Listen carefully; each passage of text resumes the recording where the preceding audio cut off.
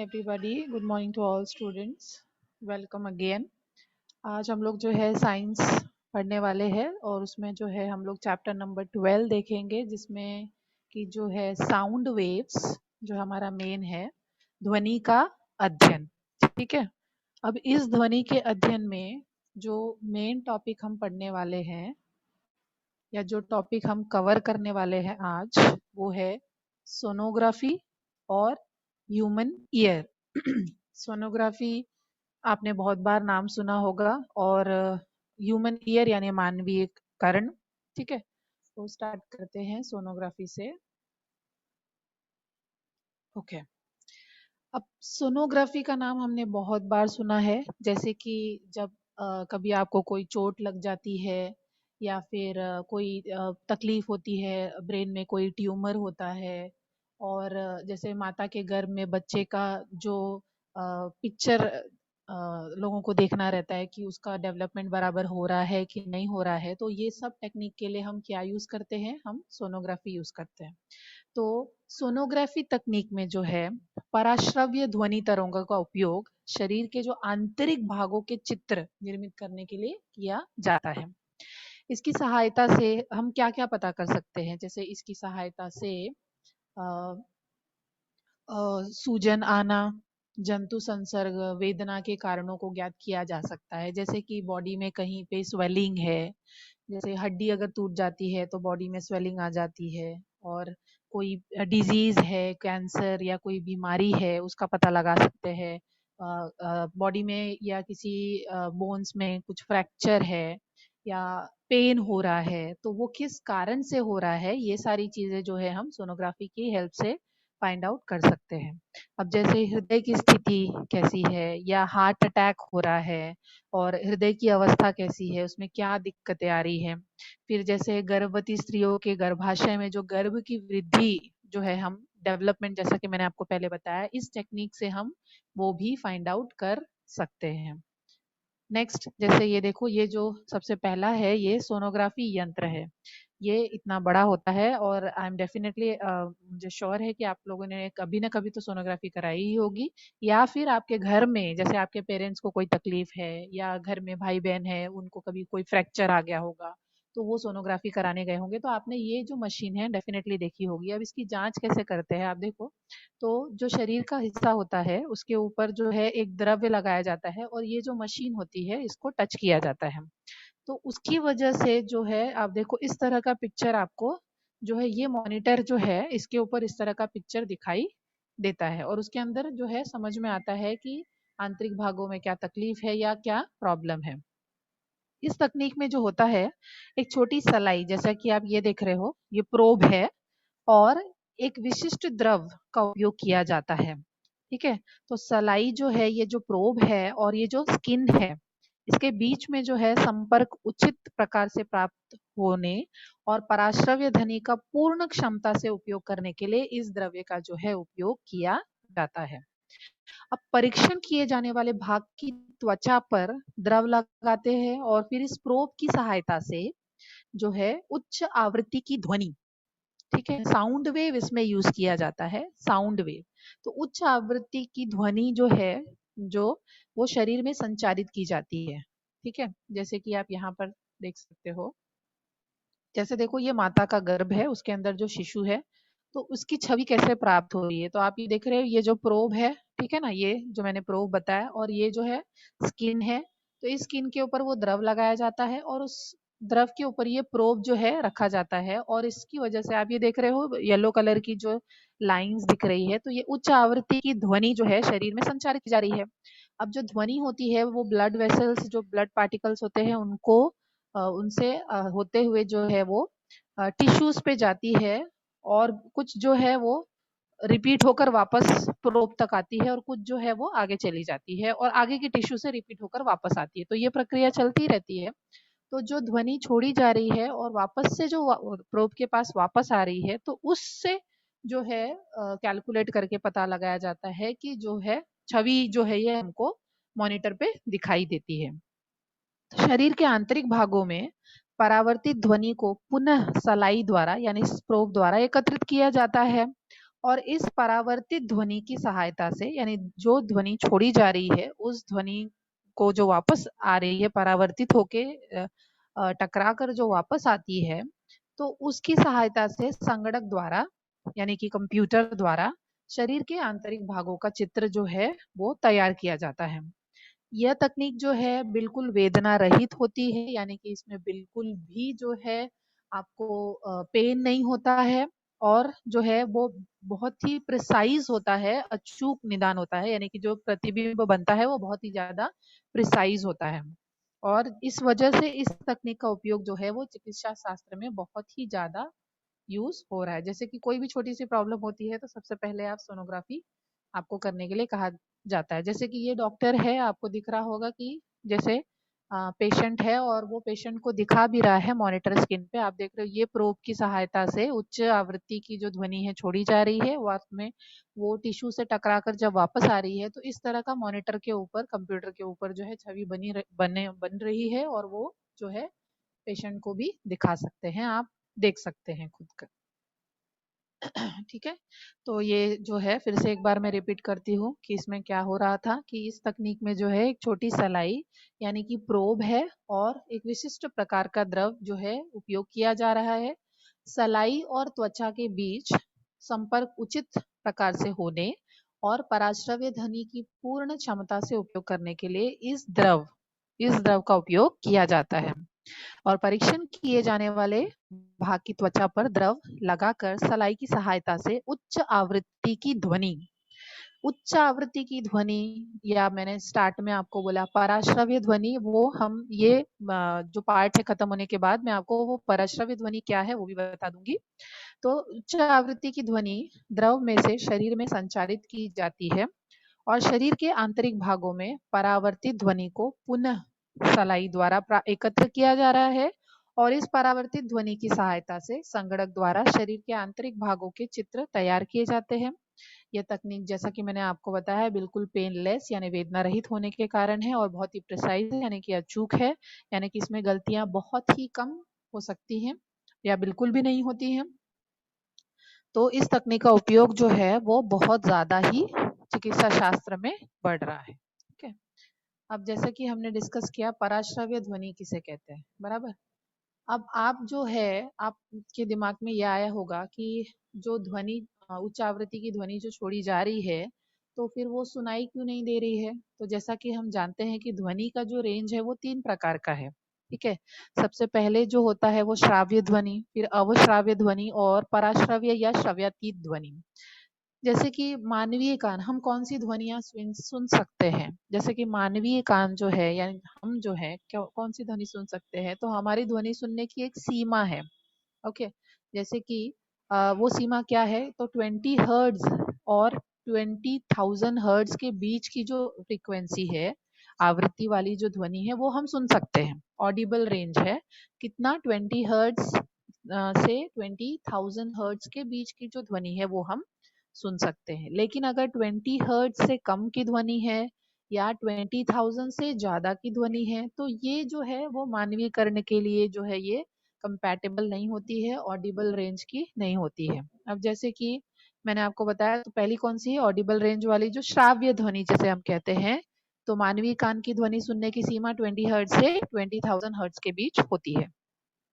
और जो है 20 हर्ट्ज से कम आवृत्ति, यानी कि ये साइड वाला 20 हर्ट्ज से कम आवृत्ति की जो ध्वनि होती है उसे अवश्राव्य ध्वनि कहते हैं। जैसे कि अवश्राव्य ध्वनि यानी कि लोलक के कंपन से निर्मित ध्वनि आप ले लो, फिर भूकंप आने के पूर्व पृथ्वी के पृष्ठभाग के कंपन से जो ध्वनि निर्मित होती है 20 हर्ट्ज से कम होती है। यानी कि भूकंप की ध्वनि देखो हम नहीं सुन सकते हैं, लेकिन आपको शायद आपने सुना होगा, देखा होगा, जैसे जो चूहे होते हैं, जानवर होते हैं, वो ये ध्वनियां सुन पाते हैं और वो भूकंप वगैरह की जगह से वो पहले भागना शुरू कर देते हैं क्योंकि उनको ये ध्वनि सुनाई दे जाती है। तो ये जो है इसको बोलते हैं इंफ्रासाउंड, ये जो ध्वनि है इसको इंफ्रासाउंड ध्वनि कहते हैं। अब आते हैं थर्ड वाले पे जिसपे 20,000 हर्ट्ज से ज्यादा की ध्वनि है। तो 20,000 हर्ट्ज से अधिक आवृत्ति की ध्वनि को श्रव्यातीत ध्वनि यानी कि अल्ट्रासाउंड ध्वनि कहते हैं। तो ये जो श्रव्यातीत ध्वनि है, जैसे कि कुत्ते, चूहे, चमगादड़, डॉल्फिन जैसे प्राणी, उन्हें जो है विशेष प्राप्त विशेष क्षमता के कारण मानव को सुनाई न देने वाली ध्वनि को पराश्रव्य ध्वनि कहते हैं। जैसे कि ये 20,000 या 25,000 हर्ट्ज जो है उसके ऊपर की ध्वनि भी सुन सकते हैं। अभी जैसे यहाँ पे देख सकते हो कि अगर 20 हर्ट्ज से कम ध्वनि है तो जैसे गेंडा है, हाथी है, ये लोग जो है बहुत ही माइन्यूट, बहुत 20 हर्ट्ज से कम साउंड वेव्स निकालते हैं और आपस में एक दूसरे से बात कर पाते हैं, पर वो ध्वनि हम नहीं सुन सकते। अब जैसे 20,000 हर्ट्ज से ज्यादा की जो ध्वनि है, आप देखोगे डॉल्फिन है, बैट है, ये लोग जो है ये ध्वनि निकालते हैं और आपस में एक दूसरे से कम्युनिकेट कर सकते हैं, लेकिन ये ध्वनि जो है हम नहीं सुन सकते हैं। अब जैसे कि आपने देखा है कि जो बैट के बारे में हम जानते हैं कि जैसे कि बैट्स जो है ये पराश्रव्य ध्वनि को मुंह से निकालते हैं, और रात में हमें लगता है कि इनको कैसे दिखाई देता होगा, तो रात में जो है वो इसी ध्वनि को मुंह से निकालते हैं, और अगर उनके सामने कोई पदार्थ होता है तो जो ध्वनि है टकराकर वापस आती है। तो जब टकराकर ध्वनि वापस आती है तो वो परावर्तित ध्वनि को वो अपने कानों से सुन सकते हैं, और फिर उनको पता चल जाता है कि सामने कोई तो भी चीज है, तो वो अपना रास्ता बदल देते हैं। तो इस प्रकार सामने के पदार्थ के अस्तित्व व दूरी के बारे में चमगादड़ों को अंधेरे में भी अचूक ज्ञान हो जाता है। तो ये जो है इटालियन वैज्ञानिक स्पॉलांजनी ने चमगादड़ के शरीर की विशिष्ट रचना की खोज की, और एक समय में चमगादड़ का एक अंग, कान, नाक, आंखें इत्यादि ढक कर बंद कर उन्हें अंधेरे में छोड़ने पर चमगादड़ बेधड़क अंधेरे में कैसे उड़ सकते हैं, ये उनका पता लगाना चाहते थे। तो कान बंद किए गए चमगादड़ जब इधर उधर टकराने लगे, लेकिन आंखें खुली होने पर भी वो इनका उपयोग नहीं कर पा रहे थे। तो इससे उन्हें स्पष्ट हुआ कि चमगादड़ों की अंधेरे में उड़ने की क्षमता जो है वो पूरी तरह से उनके कानों पर निर्भर करती है। तो कैसे कानों पर निर्भर करती है, फिर से एक बार देखते हैं हम लोग कि चमगादड़ जो है वो पराश्रव्य ध्वनि, पराश्रव्य ध्वनि अर्थात क्या, मैंने बताया था आपको, 20,000 हर्ट्ज से अधिक आवृत्ति की ध्वनि जो है वो श्रव्यातीत यानी कि अल्ट्रासाउंड ध्वनि कहते हैं। और जो ये पराश्रव्य ध्वनि ये निकालते हैं तो वह सामने के पदार्थ से टकराकर परावर्तित होती है, बराबर है, और यह परावर्तित ध्वनि वे कानों से सुन सकते हैं, और इस प्रकार सामने के पदार्थ के अस्तित्व व दूरी के बारे में चमगादड़ों को अंधेरे में भी अचूक ज्ञान होता है। ये जो श्रव्यातीत ध्वनि है इसके और भी बहुत सारे उपयोग आपने देखे होंगे, जैसे कि आपने एक जहाज से दूसरे जहाज के बीच में जो अगर संपर्क स्थापित करने के लिए पराश्रव्य ध्वनि उपयोग में आती है, फिर प्लास्टिक के पृष्ठभाग एकत्र जोड़ने के लिए इनका उपयोग होता है, फिर दूध जैसे द्रवों को अधिक समय तक टिका कर रखते समय उसके जीवाणुओं को मारने के लिए इनका यूज किया जाता है। एकोकार्डियोग्राफी यानी हृदय की धड़कनों का अध्ययन करने की जो तकनीक है उसमें भी पराश्रव्य ध्वनि का यूज किया जाता है। फिर इनका कारखानों में उपयोग होता है। फिर धातु के गुटके में दरार या छिद्र ढूंढने के लिए भी ये जो है पराश्रव्य ध्वनि, श्रव्यातीत ध्वनि का उपयोग हम करते हैं। अब जो है मेन आते हैं हम अपने नेक्स्ट पॉइंट पे, जो है कि मानवीय कर्ण। ये जो है मनुष्य के जो कर्ण है, ह्यूमन ईयर, उसका डायग्राम है। इसमें आप देखेंगे कि जो मेन पार्ट है, स्टार्ट जैसे हम करते हैं, श्रवण नलिका ये रहा, कर्ण पल्लव ये तो आप देखते हो, फिर मध्य कर्ण की खोखली जगह, ये थोड़ा सा और आगे जाते हैं, सबसे पहले तो कर्ण पल्लव है, उसके बाद श्रवण नलिका थोड़ा सा अंदर, और उसके बाद मध्य कर्ण की खोखली जगह यहाँ पर। उसके बाद आता है कान का पर्दा। आपने कान का पर्दा बहुत बार सुना होगा कि जोर से छोटे बच्चों को नहीं मारना चाहिए, उनका कान का पर्दा फट सकता है, या जो कुछ नुकीली चीजें हैं, कुछ लोगों को कान खोदने की हमेशा आदत रहती है, तो उसे कान का अगर ये पर्दा फट जाता है तो बोलते हैं कि फिर जो है आपको स्थायी बहरापन हो सकता है, नहीं सुनाई देने की जो है बीमारी हो सकती है। बहुत सारी बीमारियां जो है कान से रिलेटेड हो सकती हैं। फिर मध्य कर्ण है, 3 अस्थियों की श्रृंखला है, अर्धवृत्ताकार नलिका, स्टेप्स दिख रहा है आपको, कर्णावत, अंतःकरण यानी कि कान के अंदर का भाग है, ग्रसनीकर्ण नलिका। तो ये जो है मानवीय कर्ण है। अब जैसे कि जो भी साउंड वेव प्रोड्यूस होता है तो उसमें कंपन होता है, और वो कंपन जो है वो हमारे कानों तक पहुंचता है। ठीक है, तो कान जो है मानव का महत्वपूर्ण अंग है और कान से ही हम ध्वनि सुनते हैं, जैसे कि आप देख रहे हो। ये जो है और डिटेल में इसका जो फोटोग्राफ है, ध्वनि तरंग जो है कान तक आने पर कान का पर्दा जो है कर्ण पर जो मैंने अभी आपको दिखाया वो कंपित होने लगता है। आप देख रहे हो ये ध्वनि तरंग है, यहाँ पर दिख रहा है आपको, ये ध्वनि तरंग है। जब ये आप देखोगे यहाँ ये स्वर श्रवण नलिका है, जैसा कि हमने डायग्राम में देखा था। फिर थोड़ा सा और आगे गए तो फिर जो है मध्य कर्ण की खोखली जगह थी। फिर ये जो लास्ट का जो पार्ट है यानी कि कान का पर्दा, यहाँ तक जब आता है तो ध्वनि जो है ध्वनि तरंग, उसकी वजह से ये कान का पर्दा जो है वो कंपित होता है। उन कंपनों का विद्युत तरंगों में रूपांतरण होता है। ठीक है, इन विद्युत तरंगों को श्रवण तंत्रिका, अब आप देखो यहाँ पर, श्रवण तंत्रिका द्वारा मस्तिष्क तक भेज दिया जाता है। ठीक है, तो यहाँ से आया ध्वनि तरंग, ध्वनि तरंग जो है वो पहले आया श्रवण नलिका तक, श्रवण नलिका से फिर ये पार्ट में आया मध्य कर्ण की खोखली जगह पे, मध्य कर्ण की खोखली जगह से ये आया कान के पर्दे के पास, और ये कान का पर्दा जो है इस ध्वनि के तरंग की वजह से ये कंपित हुआ। फिर ये जो कंपन है ये जो है तरंगों को श्रवण तंत्रिका से जो है वो उसको मस्तिष्क तक भेज दिया जाता है। ठीक है, अब जो है मस्तिष्क तक भेजा गया है, तो जो कान के यहाँ पे है प्रॉपर 3 भाग किए गए हैं। ये देखते हैं हम लोग। सबसे पहले कर्ण पल्लव, जैसे मैं आपको यहाँ का डायग्राम दिखाती हूँ पहले। यहाँ पर आप देख रहे हो सबसे पहले कर्ण पल्लव यानी कि पीना, यह बाह्य परिवेश से ध्वनि एकत्रित करता है। कर्ण पल्लव कहाँ है, तो आप देखो यहाँ पर हम इसकी बात कर रहे हैं, कर्ण पल्लव। ठीक है, तो यह बाह्य परिवेश से ध्वनि एकत्रित करता है। एकत्रित ध्वनि श्रवण नलिका से, यानी कि श्रवण नलिका से, यहाँ से श्रवण नलिका से मध्य कर्ण की खोखली जगह तक पहुंचती है। तो ये कर्ण पल्लव का काम है। तो यहाँ कितने लोग आए, सबसे पहले तो ये कर्ण पल्लव, फिर ये श्रवण नलिका से मध्य कर्ण की खोखली जगह तक आया। दूसरा जो है मध्य कर्ण। अब जो मध्य कर्ण है, तो आप देखो ये वाला पार्ट के बारे में हम बात कर रहे हैं। मध्य कर्ण में की खोखली जगह में एक पतला पर्दा, यानी पतला पर्दा यानी कि झिल्ली होता है, जिसे कर्ण पट्टह कहते हैं। ठीक है, तो पतली झिल्ली टाइप होता है जिसे कर्ण पट्टह कहते हैं, यानी कि कान का पर्दा ये। ठीक है, ये जो है कर्ण पट्टह, इसकी बात हो रही है।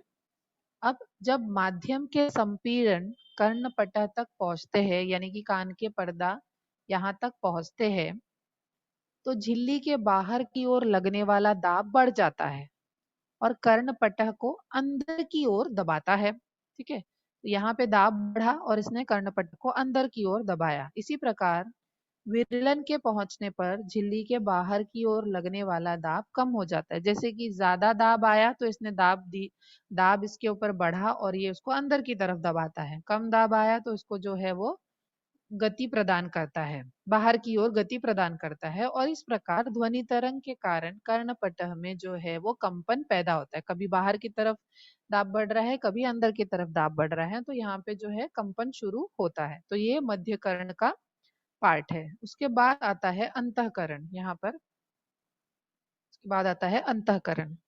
श्रवण तंत्रिका, यानी कि ये श्रवण तंत्रिका, देखो श्रवण तंत्रिका ये जगह जो है अंतःकरण को मस्तिष्क से सीधा जोड़ती है। ठीक है, अंतःकरण में घोंघे के शंख के की तरह चक्राकार कर्णावत होता है। घोंघे के शंख की तरह ये देखो कर्णावत, ये वाला पार्ट की बात हो रही है, कर्णावत होता है। कर्णपटह से आने वाले कंपन कर्णावत द्वारा स्वीकार किए जाते हैं और उन्हें विद्युत तरंगों में परावर्तित कर दिया जाता है। इन विद्युत तरंगों को श्रवण तंत्रिका द्वारा मस्तिष्क तक भेजा जाता है और मस्तिष्क इनकी ध्वनि के रूप में व्याख्या करता है। ठीक है, एक बार फिर से देखते हैं हम लोग।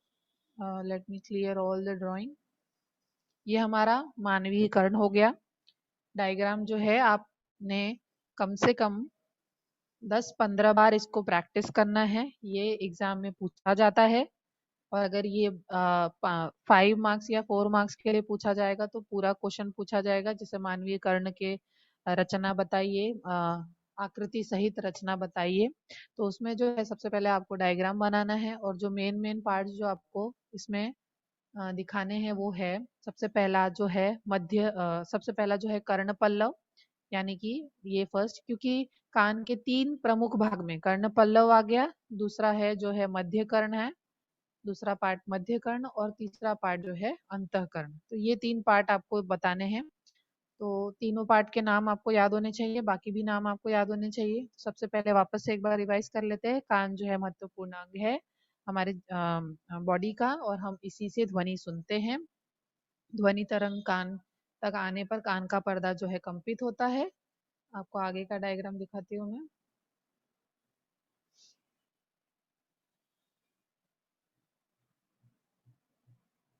इस तरह से ध्वनि तरंग आई, और ध्वनि तरंग की वजह से जो है सबसे पहले जो कर्ण पल्लव है, यह बाह्य परिवेश से ध्वनि एकत्रित करता है, जैसे कि आप डायग्राम में देख रहे हो, बाह्य से ध्वनि एकत्रित किया उसने। ध्वनि एकत्रित करते हुए, ये देखो ये कर्ण पल्लव है, यहाँ पे ध्वनि एकत्रित हुई। ध्वनि एकत्रित करके सबसे पहले मिडिल पार्ट में यानी श्रवण नलिका तक पहुंचा। ये पार्ट श्रवण नलिका है। उसके बाद जो है, उसके बाद थोड़ा सा और अंदर यानी कि मध्य कर्ण की खोखली जगह, यहाँ तक पहुंचा। तो ये सारा पार्ट हम किस में लिखेंगे, कर्ण पल्लव में आ जाएगा। ठीक है, तो कान का जो एक 3 महत्वपूर्ण भागों में से एक महत्वपूर्ण भाग हमने पढ़ लिया आराम से। उसके बाद आ गया मध्य कर्ण। ठीक है, मध्य कर्ण यहाँ पे हमने अंडरलाइन किया था। मध्य कर्ण की जो खोखली जगह है उसमें एक पतला पर्दा यानी कि झिल्ली होती है, तो ये रहा झिल्ली। ठीक है ना। तो ये जो कंपित जो कण है, अगर ज्यादा दाब देते हैं तो इसको बाहर की तरफ ढकेलते हैं। अगर कंपित कण जो है कम दाब देंगे तो इसको अंदर की तरफ ढकेलेंगे। ठीक है, अंदर बाहर की तरफ ये जो ढकेलना चलता रहता है, उसकी वजह से इसमें क्या होता है, कंपन पैदा होता है। ठीक है, तो इस कंपन की वजह से जो है विरलन, अगर इस कंपन की वजह से ध्वनि तरंग के कारण कर्णपटह में कंपन होता है, तो ये इतना जो पार्ट है वो मध्य कर्ण में आ गया। और फाइनली जो अंतःकरण यानी ये वाला भाग, जिसमें श्रवण तंत्रिका अंतःकरण को मस्तिष्क से डायरेक्ट जोड़ देती है। अंतःकरण में हमने जैसे देखा घोंगे के आकार का, शंख के आकार का चक्राकार कर्णावृत है, और कर्णपटल से आने वाले कंपन कर्णावृत द्वारा स्वीकार किए जाते हैं और उन्हें विद्युत तरंगों में परावर्तित कर दिया जाता है। तो इन विद्युत तरंगों को श्रवण तंत्रिका द्वारा मस्तिष्क में भेजा जाता है, और मस्तिष्क जो है इन ध्वनि के इसकी ध्वनि के रूप में व्याख्या करता है। जैसे कि आप देखो, इस तरह से आपको लिखना है अगर आपसे क्वेश्चन पूछा जाता है। जैसे कि हमने देखा कि कान के 3 महत्वपूर्ण भाग हैं। सबसे पहला कर्ण पल्लव, तो यह बाह्य परिवेश से ध्वनि एकत्रित करता है, और एकत्रित ध्वनि श्रवण नलिका से मध्य कर्ण की खोखली जगह पर पहुंचती है। फिर जो है मध्य कर्ण यानी मिडिल ईयर के बारे में बात किया है। मध्य कर्ण की खोखली जगह में एक पतला पर्दा होता है जिसे कर्णपट्टा कहते हैं। जब माध्यम के संपीड़न कर्णपट्टा पर पहुंचते हैं तो झिल्ली के बाहर की ओर लगने वाला दाब जो है बढ़ जाता है और कर्णपट्टा के अंदर की ओर दबाता है। इस प्रकार विरलन के पहुंचने पर झिल्ली के बाहर की ओर लगने वाला दाब जो है कम हो जाता है और कर्णपट्टा बाहर की ओर गति करता है। इस प्रकार ध्वनि तरंग के कारण कर्णपट्टा में कंपन होते हैं। ये क्लियर हुआ। फिर लास्ट बचा हमारा अंतःकरण। श्रवण तंत्रिका अंतःकरण को मस्तिष्क से जोड़ देती है। अंतःकरण में जो घोंगे के शंख की तरह चक्राकार कर्णावत होते हैं, और कर्णपटल से जो कंपन होता है वो कर्णावत द्वारा स्वीकार किए जाते हैं और उन्हें विद्युत तरंगों में परावर्तित कर दिया जाता है, जो मस्तिष्क तक भेजा जाता है। और फिर वहां पर जो है मस्तिष्क जो है इससे जो ध्वनि के रूप में उसकी व्याख्या करता है। जैसे कुछ इम्पोर्टेंट चीजें ध्यान में रखने लायक है, जैसे कि कान एक महत्वपूर्ण अंग है, और कान को स्वच्छ करने के लिए जैसे कुछ लोग हमेशा करते हैं, कान में लकड़ी डाल देते हैं, नुकीली वस्तुएं डाल देते हैं।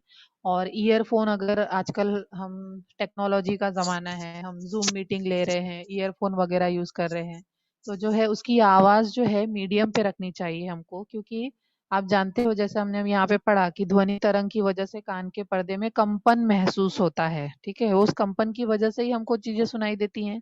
तो वो कंपन जरूरत से ज्यादा होगा और ज्यादा टाइम के लिए होगा, तो जो है वो कर्णपटल या कान के पर्दा को गंभीर जो है क्षति पहुंचने की आशंका होती है। और जैसे कि कुछ लोग शादियों में डीजे वगैरह बजाते हैं, जैसे हॉस्पिटल्स हैं उनके बाहर पटाखे वगैरह इतना ज्यादा इसमें फोड़ते हैं कि जो है कान के पर्दे को तकलीफ हो सकती है। तो ऊंची आवाज में ईयरफोन वगैरह जो है बिल्कुल ना सुने। कुछ लोग ईयरफोन लगाते हैं, सड़कों पर चलते हैं, तो उनके अंदर इतनी ज्यादा ईयरफोन की आवाज होती है कि वो बाहर की आवाज सुन ही नहीं पाते हैं और एक्सीडेंट्स वगैरह भी होते हैं। तो इस तरह से जो है आपको ध्यान रखना है, ये इम्पोर्टेंट एडवाइस। नेक्स्ट है, अब इससे रिलेटेड जो है हम एक दो उदाहरण भी देख लेते हैं कि हम क्या देखना है हमको उदाहरण में। सबसे पहले जैसे कि 1.5 किलोहर्ट्ज आवृत्ति तथा 25 सेंटीमीटर तरंग दैर्ध्य की ध्वनि को 1.5 किलोमीटर दूरी तय करने के लिए कितना समय लगेगा। जैसे ये न्यूमेरिकल क्वेश्चंस हैं, तो इसमें पहला जो है कि क्वेश्चन पूछा गया है कि 1.5 किलो हर्ट्ज और 1.5 किलो हर्ट्ज आवृत्ति, यानी कि इसमें आपको क्या पूछा है, क्या बताया है, फ्रीक्वेंसी बताया गया है। तो हमने यहाँ पे लिखा जो जो चीजें पहले अगर न्यूमेरिकल क्वेश्चन है तो हम सबसे पहले क्या करते हैं, गिवन मतलब हमको क्या क्या दिया हुआ है। तो जैसे हमको समझ में आया कि किलो हर्ट्ज, यहाँ यूनिट से ही हमको समझ में आया कि आवृत्ति दी गई है। तो आवृत्ति को कैसे दर्शाते हैं, इसको न्यू बोलते हैं, न्यू। तो ये आवृत्ति हमने लिखा is equal to 1.5 kilohertz. ठीक है। अब इसको जो है किलो हर्ट्ज को इन्होंने हर्ट्ज में कन्वर्ट किया है, तो वो तो सिंपल है, 10⁻³ से मल्टीप्लाई कर दिया तो वो आवृत्ति जो है वो हर्ट्ज में आ गई। अब आगे पढ़ते हैं। 25 सेंटीमीटर तरंग दैर्ध्य की ध्वनि। अब 25 सेंटीमीटर का तरंग दैर्ध्य है, तो हम वापस से इसको लिख लेते हैं, गिवन में लिख लेते हैं कि क्या दिया हुआ है। तो तरंग दैर्ध्य इज इक्वल टू, इसको देखो आप उल्टा वाई बोल सकते हो, है ना, उल्टा वाई जैसा दिख रहा है। तो ये 25 सेंटीमीटर है। अब देखो यहाँ पे हम सब MKS यूनिट ले रहे हैं, हर्ट्ज ले रहे हैं, तो ये जो सेंटीमीटर है इसको हमने मीटर में चेंज करना पड़ेगा। तो 1 metre is equal to 100 centimetre. तो हम 100 से मल्टीप्लाई करेंगे तो 0.25 मीटर, ये भी क्लियर हो गया। अब और क्या क्या दिया है, तो इस ध्वनि को 1.5 किलोमीटर दूरी, दूरी यानी विस्थापन यानी कि एस, तो हम लिख लेते हैं, ये भी गिवन में लिख लेते हैं, दूरी, दूरी जो है वो है एस इज इक्वल टू 1.5, ये किलोमीटर में है। इसको भी हमने क्या करना है, किलोमीटर नहीं चलेगा, मीटर चलेगा। तो 1 kilometre is equal to 1000 metres. तो 10⁻³ से हमने इसको मल्टीप्लाई कर दिया, 1.5 इंटू 10⁻³ मीटर्स, राइट। तो ये हमको जितना भी मटेरियल मिला है, ये हमको गिवन का मटेरियल मिल चुका है। हमारे पास क्या क्या है, देखो, आवृत्ति है, ठीक है, 1.5 किलो हर्ट्ज, 1.5 इंटू 10⁻³ हर्ट्ज, फिर तरंग दैर्ध्य है 0.25 मीटर, फिर दूरी है 1.5 इंटू 10⁻³ मीटर। अब क्या पूछा है, अब पूछा क्या है वो भी लिखना है हमको। तो पूछा है कि दूरी तय करने के लिए कितना समय लगेगा, यानी कि टी, समय कितना लगेगा। तो हमने यहाँ पे लिख लिया समय is equal to question mark. ठीक है। तो ये हमने कर लिया, तो हमारा आधा काम हो गया कि हमको क्या क्या दिया है, आवृत्ति दी है, तरंग दैर्ध्य दिया है, दूरी दिया है, और हमने क्या निकालना है, समय निकालना है। तो अब हम जाते हैं हमारे फॉर्मूलेस के ऊपर। तो फॉर्मूला हमको मालूम है, बहुत ही सिंपल फॉर्मूला है। फॉर्मूला क्या है और इसको आपको याद भी रखना है, ध्वनि का वेग इज इक्वल टू बारंबारता इंटू तरंग दैर्ध्य।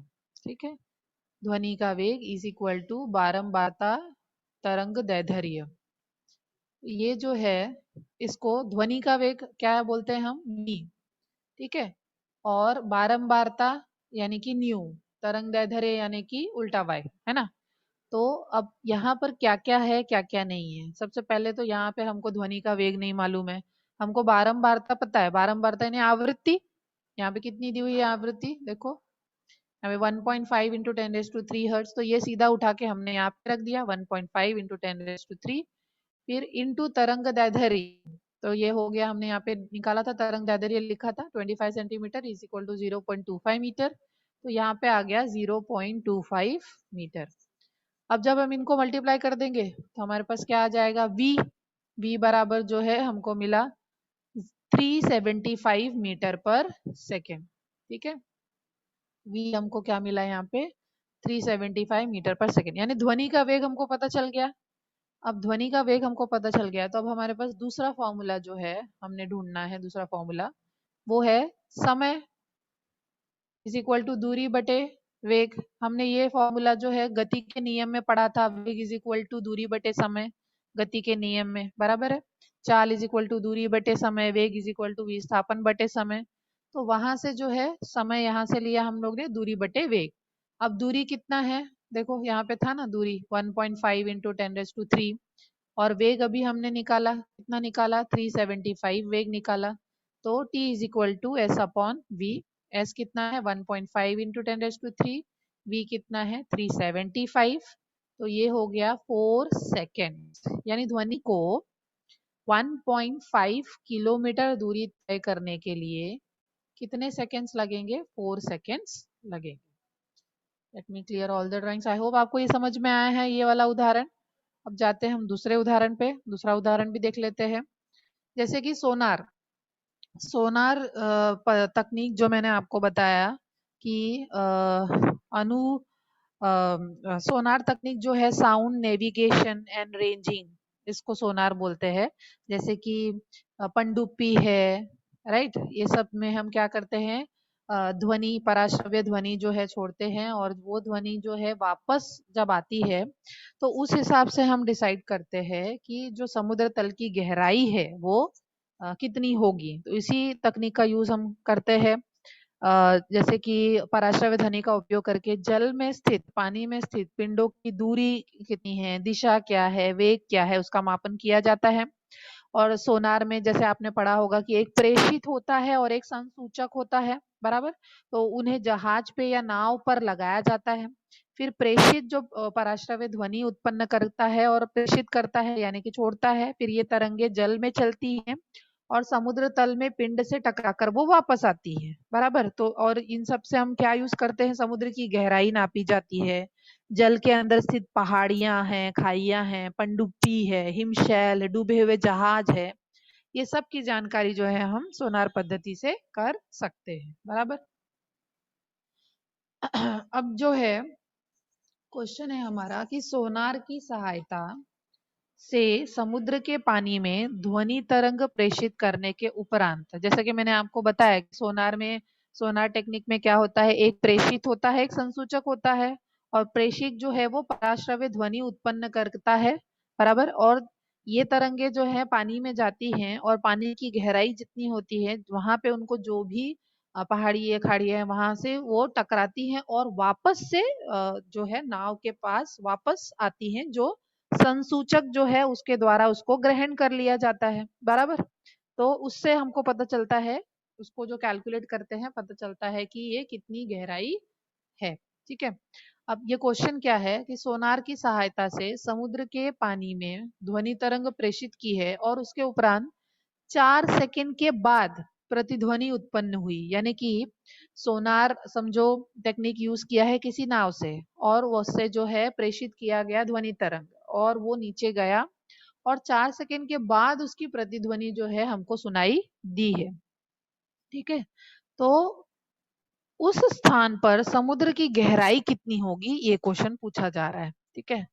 अब यहाँ पे जो है सिंपल सा रूल जो है अपना आ जाएगा, जो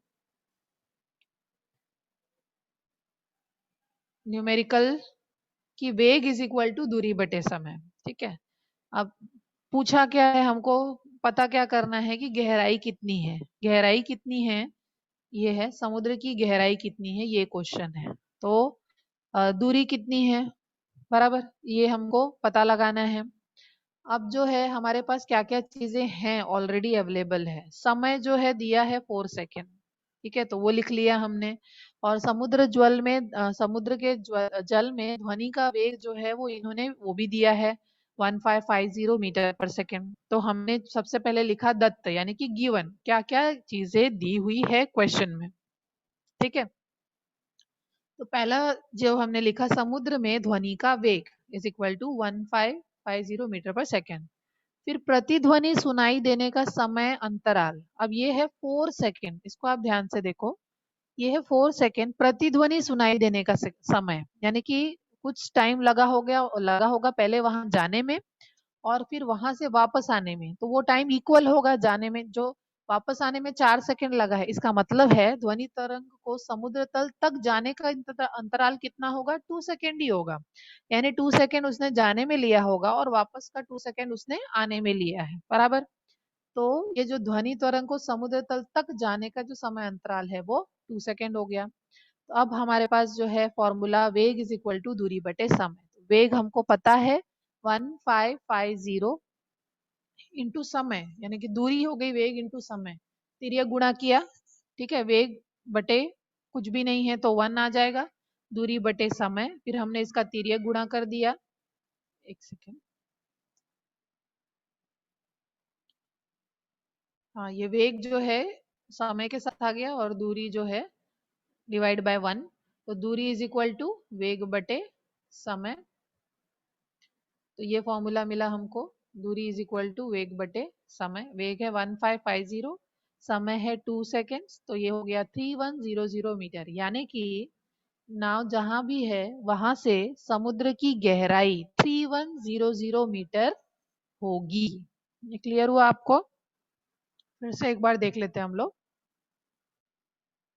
क्वेश्चन है कि समुद्र में एक नाव है और उसमें सोनार टेक्निक यूज करके जो है पराश्रव्य ध्वनि से प्रेषित किया है ध्वनि, और वो समुद्र की गहराई में गया और 4 सेकंड के बाद उसकी प्रतिध्वनि प्राप्त हुई। तो बताना ये है कि समुद्र की गहराई कितनी होगी, और उन्होंने दिया हुआ है समुद्र जल में जो है ध्वनि का वेग 1550 मीटर पर सेकेंड है। अब जो गिवन मटेरियल है, समुद्र में ध्वनि का वेग इज इक्वल टू 1550 मीटर पर सेकेंड, फिर प्रतिध्वनि सुनाई देने का अंतराल जो है 4 सेकंड है, तो इससे हमने निकाला कि वो डिवाइड बाय 2 होना चाहिए, तब हमको मिलेगा ध्वनि तरंग को समुद्र तल तक जाने का समय या अंतराल। अब हमारे पास फॉर्मूला है वेग का दूरी बटे समय, ठीक है, गति के नियम में हमने देखा था। तो वेग जो है यहाँ पे तिर्यक गुणा हो जाएगा वेग का समय के साथ और दूरी गुणे 1। तो अब ये वेग जो है 1550 इंटू समय जो है 2, तो इज इक्वल टू 3100 मीटर। यानी उस जगह समुद्र की गहराई 3100 मीटर होगी, ठीक है। जैसे एक और उदाहरण है हमारे पास, 1 सेंटीमीटर तरंग दैर्ध्य यानी कि वाली, पहले क्वेश्चन लिख लेते हैं। 1 सेंटीमीटर तरंग दैर्ध्य वाली ध्वनि तरंग 340 मीटर पर सेकंड के वेग से हवा में जा रही है, तो ध्वनि की आवृत्ति कितनी होगी? क्या यह ध्वनि मानव के श्रवण के योग्य है? तो देखते हैं हम लोग। अब सबसे पहले वापस से हमने क्या करना है, जो भी गिवन है, गिवन मटेरियल क्या क्या है दत्त। सबसे पहला दिया है 1 सेंटीमीटर का तरंग दैर्ध्य, यानी कि उल्टा वाई, जैसा मैंने आपको बताया था, तो ये हो गया 1 सेंटीमीटर। अब मैंने बताया कि सब MKS यूनिट लेना है तो 1 सेंटीमीटर को जो है पहले मीटर में कन्वर्ट करना पड़ेगा। 1 metre is equal to 100 centimetre, तो ये कितना हो जाएगा 1 × 10⁻² मीटर। फिर ध्वनि का वेग भी दिया है इन्होंने 340 मीटर पर सेकेंड, तो ये हो गया वेग 340 मीटर पर सेकेंड, ठीक है। अब जो है हमारे पास फॉर्मूला तो हम जानते ही है, फॉर्मूला है v इज इक्वल टू, एक मिनट यहाँ पर, v is equal to nu lambda, ठीक है। v जो है ध्वनि का वेग है, फिर ये जो है आवृत्ति हो गई, एक सेकेंड, ये जो है ध्वनि का वेग हो गया, फिर ये जो हो गई बारंबारता हो गया, और ये जो हो गया तरंग दैर्ध्य हो गया। अब यहाँ पे हमको क्या नहीं पता है, वो है आवृत्ति। यहाँ पे क्वेश्चन क्या है, ध्वनि की आवृत्ति कितनी होगी। तो ध्वनि की आवृत्ति हमको नहीं पता है, फिर से तिर्यक गुणा हो रहा है, जो है ये उल्टा y जो है वो नीचे आ जाएगा, तिर्यक गुणा होता है। तो आवृत्ति इज इक्वल टू ध्वनि का वेग डिवाइड बाय तरंग दैर्ध्य। आवृत्ति हमको नहीं पता है, वही हमको निकालना है।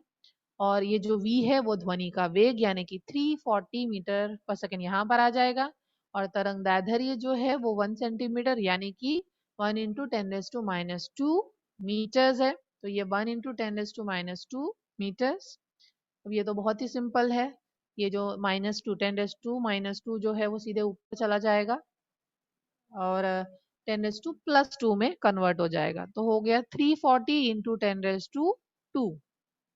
तो जो आवृत्ति है वो है 34000 हर्ट्ज।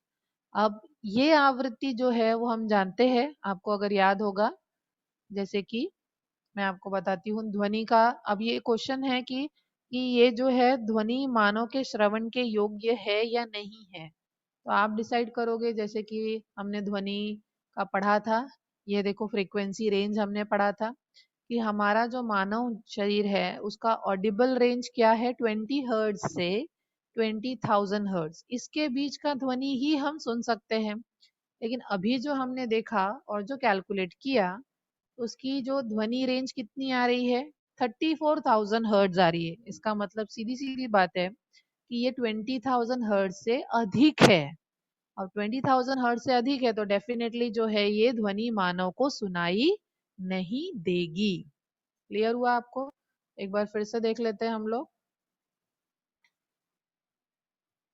सबसे पहले हमने आज क्या पढ़ा है, ध्वनि का अध्ययन किया है।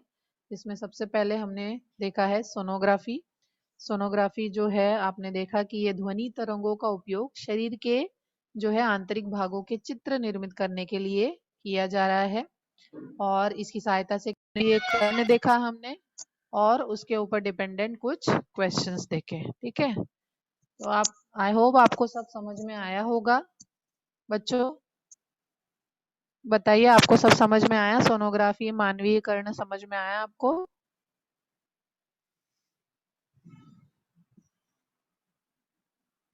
हेलो बच्चों बोलो। सोनोग्राफी जो है वो उसकी कौन सी तकनीक यूज कर रहे हैं? पराश्रव्य ध्वनि की तरंगों का यूज कर रहे हैं, फिर उनका कहाँ कहाँ यूज कर रहे हैं, मानवीयकरण जो है उसके कितने पार्ट है, आपको समझ में आया है बच्चों? Hello teacher. हाँ बोलो, कौन बोल रहा है? Teacher good morning. Good morning. Teacher मुझे ये पूछना है, हेलो ये जो टीचर। हम लोग सॉल्व कर रहे थे एग्जाम्पल। हाँ हेलो। हाँ हाँ बोलो। उसमें हेलो। वो जो दिया था 1 सेमी दिया था ना, ध्वनि का तरंग दैर्ध्य। हाँ हेलो।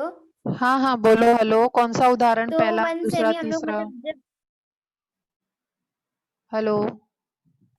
टीचर कोई भी उदाहरण में मतलब, हाँ हाँ, ये 1 वो सेंटीमीटर इज इक्वल, 1 सेमी। हाँ, इसमें देखो यहाँ पे दत्त में हम लोग ये कैसे कन्वर्ट किए, 1 सेमी बराबर 1 × 10⁻²। हाँ ये देखो, जैसे ये सेंटीमीटर है ना, 1 सेंटीमीटर छोटी इकाई होती है, मीटर मीटर जो है बड़ी इकाई हाँ होती है, बराबर। तो 1 मीटर में 100 सेंटीमीटर हाँ होता है, ये पता है आपको?